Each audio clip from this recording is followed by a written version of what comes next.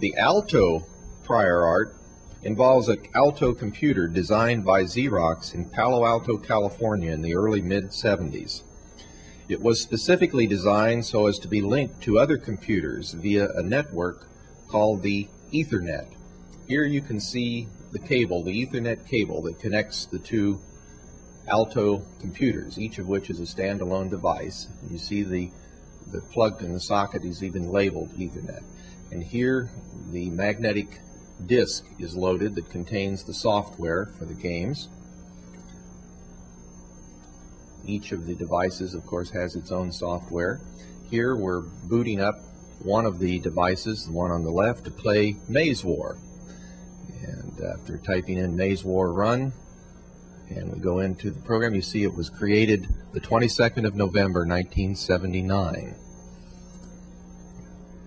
And now we're going to type in the suitable name. This guy is typing in Bomber.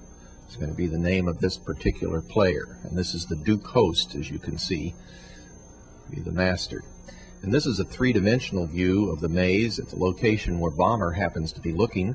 And down below you see a two-dimensional plan view of the maze, the whole maze. And there's a little arrow, if you can look in the upper right-hand portion, upper right-hand corner of the maze. There you can see it better.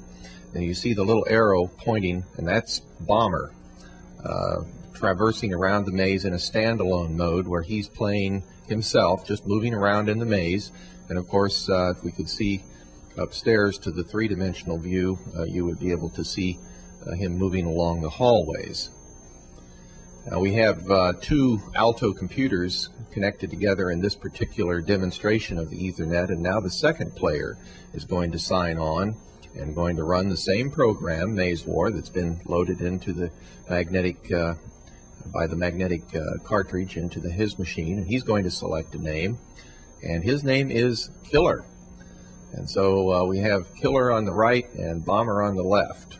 And now Killer is in the game, and you can see that he, at the moment, sees himself there in the maze and his view of the two-dimensional view of the maze, and he now knows that Bomber is also involved. Bomber now knows that Killer is involved. So both of them now are talking to each other. The computers know that they're there, and they're playing, two players on two different computers playing the same game. And as you can see, the one on the right, Killer, is moving around the hallways while Bomber is standing still at this moment. So Killer is trying to find Bomber, and when he finds Bomber, he will be able to see Bomber's eyeball. And if Bomber happens to be looking the right direction, Bomber will be able to see Killer's eyeball. And sure enough, in Bomber's view, you can see Killer coming toward him now down the hallway, while Killer is moving down the hallway, and now we're facing each other, and each sees the eyeball of the other. Now Killer turns around, so Bomber turns around as well and can't see Killer anymore. Now they're looking at each other again. They can see each other. You can see when they turn and not looking at the other person, that eyeball disappears. And now Bomber's moving around the maze, trying to get away from Killer. Perhaps Killer's moving. Oh, they shot each other. Looks like Bomber got hit. And he's moving now around the maze, trying to get away from Killer.